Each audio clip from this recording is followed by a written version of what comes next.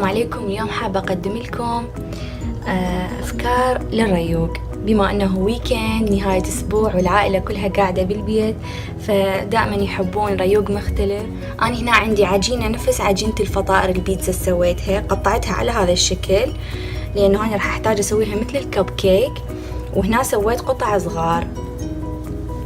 المكونات أنا راح أحتاج هنا 4 بيضات، وعندي هنا بطاطا مقطعتها على هذا الشكل الحجم اللي انتو تريدوه يعجبكم، ومقليتها وخلي عليها ملح.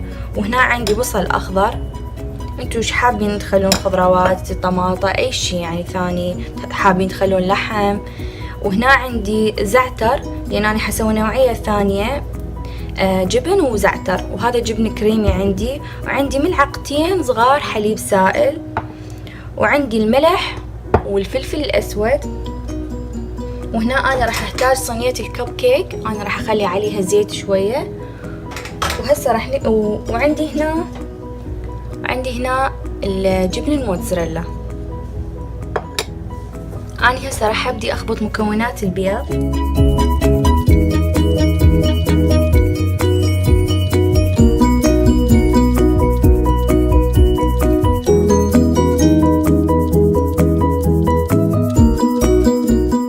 البيض وراح أخلي الحليب ورشة الملح والفلفل الأسود وأخبطهم سوية. وهسه راح أضيف البوتيتا والبصل الأخضر.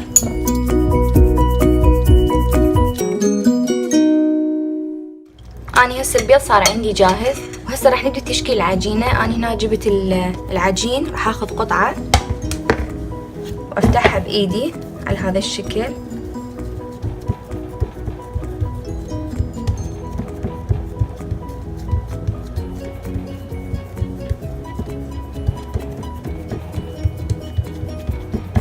يعني ما تكون لا ثخينة حيل ولا خفيفة حيل.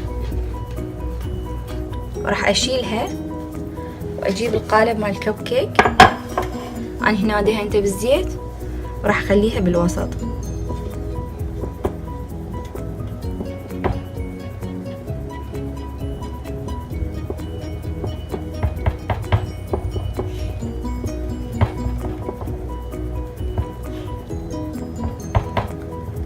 أسوي وياكم واحدة ثانية.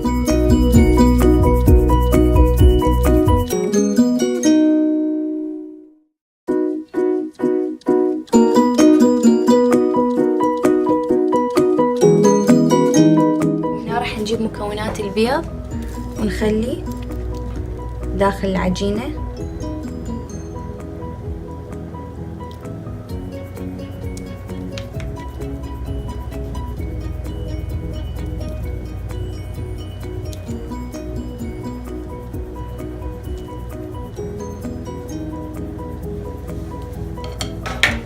وهسه نخلي عليها جبن الموتزاريلا.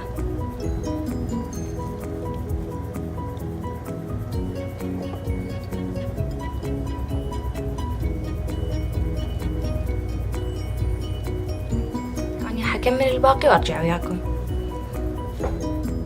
ورجعنا وياكم مرة ثانية من بعد ما كملناهم كلهم، شكلناهم على هذا الشكل وخلينا عليهم البيض والجبن الموتزاريلا، وهسه صار جاهز حتى ندخل الفرن. وهسه راح نبدي نسوي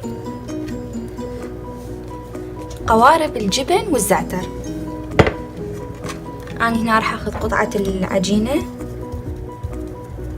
أنا راح أسويهم صغار لأنه الأطفال يحبون كل شيء يكون هيك صغيروني، فيحبون ياكلوه.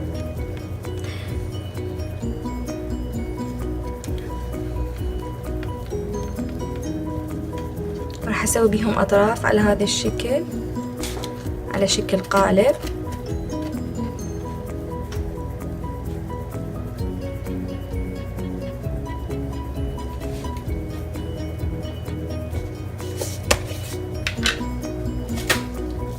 وراح أخلي بداخلهم الجبن.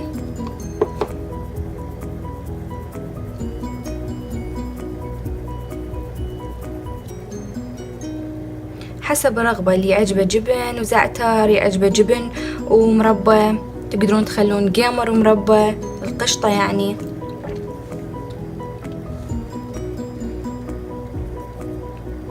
وعلى هذا الشكل راح أرش عليها شوية زعتر.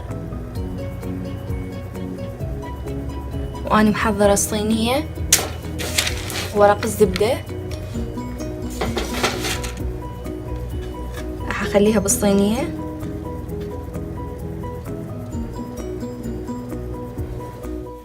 وعلى هذا الشكل نكون كملنا تشكيل عجينة القوارب الجبن بالزعتر، وراح ندخلهم الفرن وبعد ما يستوون نرجع وياكم.